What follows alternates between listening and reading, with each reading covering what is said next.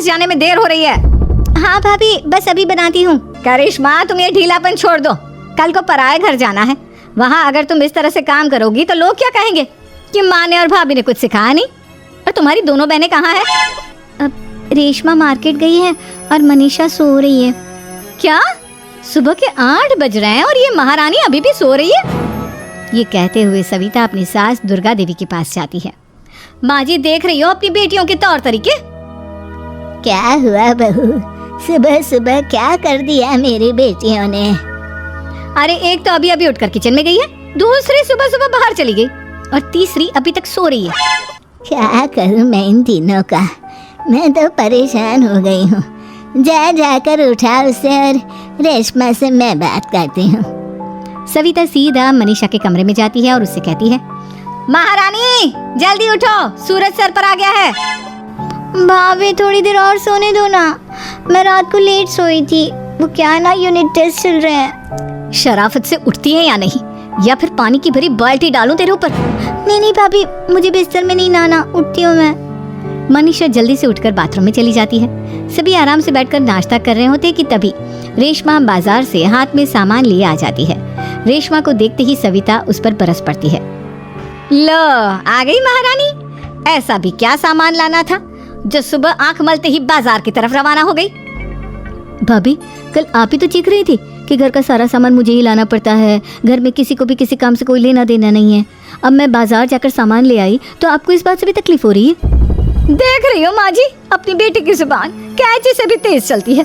और मयंक, आप तो कुछ कहेंगे नहीं अपनी लाडली बहन को? रेशमा, अपनी भाभी से ऐसे बात नहीं करते। चलो माफी मांगो। भैया, मैं क्यों माफी मांगू?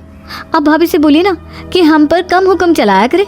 हम इस घर की बेटियां हैं और आपकी पत्नी की ननद है, नौकरानी नहीं। लो कर लो बात। इनकी भलाई के लिए कुछ भी बोलो तो इन्हें बुरा लग जाता है। इस घर में यही इज्जत है मेरी।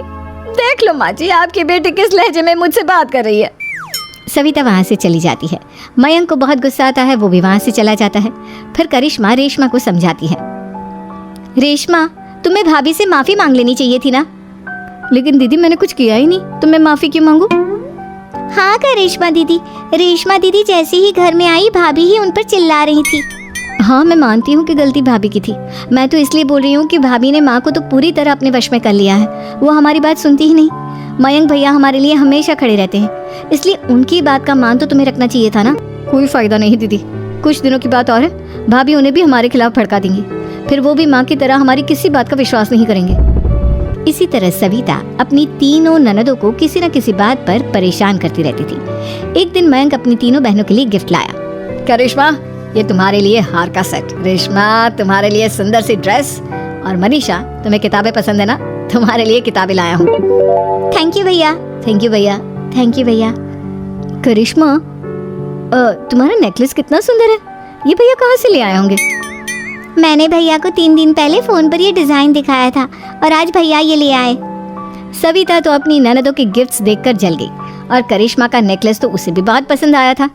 अपनी बहनों के लिए कितना अच्छा नेकलेस लेकर आए हैं, मुझे कभी कोई गिफ्ट नहीं दिया। मैं आज ही ये हार चुरा लूंगी। रात में सविता करिश्मा का हार चुरा लेती है और इसी तरह उसे अपनी ननदों की जो भी चीज़ अच्छी लगती वो उसे मांगती नहीं, बल्कि रात के अंधेरे में चुरा लेती। इसी तरह दिन बीतते गए और सविता ने मयंक के दिल में भी उसकी बहनों के लिए नफरत पैदा कर दी। एक दिन मयंक ने करिश्मा और रेशमा के लिए रिश्ता देखा और ये बात उसने घर में सबको बताई। माँ, करिश्मा और रेशमा के लिए बहुत अच्छा रिश्ता आया है। वो लोग कल इन्हें देखने आ रहे हैं। आप और सविता मिलकर सारी तैयारी कर लेना।